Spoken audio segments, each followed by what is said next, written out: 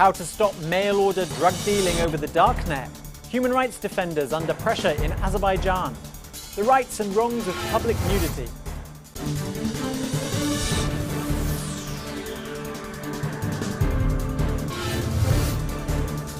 Drugs sold over the internet and delivered to the doorstep by mail is a new phenomenon.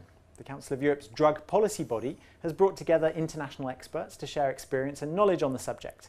And with me now, Antti Järventos, who is a consultant for the Pompidou Group. Welcome, Antti. Thank you. Why is the Pompidou Group taking an interest in this subject? Pompidou Group follows very keenly what's happening on the field, and drugs sold over the internet is something that's still quite small but growing rapidly, and we see some dangers in that development. And if I've understood correctly, the sale of drugs takes place on what's called the darknet. That's right. What is that? Darknet is it's basically a peer-to-peer network built on the top of the normal internet infrastructure. So it's people operating pieces of software on their computers and creating a network, an anonymous network. So it's hard to track who's doing it and who's doing what? Yes, it conceals the identities of people operating inside the network. That's basically the function.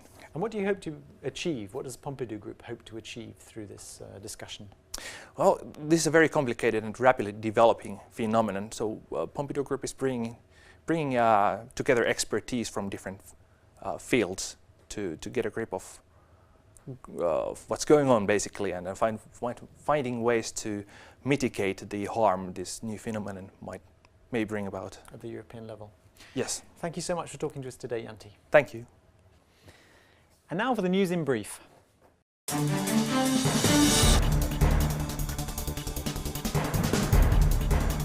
Niz Muzhnik says Azerbaijan must stop targeting human rights defenders. Following a recent visit to the country, the Human Rights Commissioner has concluded that this is an issue that the Committee of Ministers and PACE should take very seriously. I think this is an issue for the entire Council of Europe because all of my partners are either in detention, hiding, or have left the country. And this is basically targeted action against friends and partners of the Council of Europe. And this implicates the entire organization.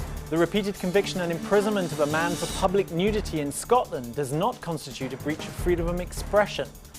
The European Court of Human Rights says Stephen Goff had a duty of tolerance and sensibility to the views of others, and that there were other avenues open to him to express his views on nudity. That's all for now. Join us again next time for more news and views from the Council of Europe in Strasbourg. You can stay informed via Twitter and Facebook. So from me and from the rest of the team, goodbye.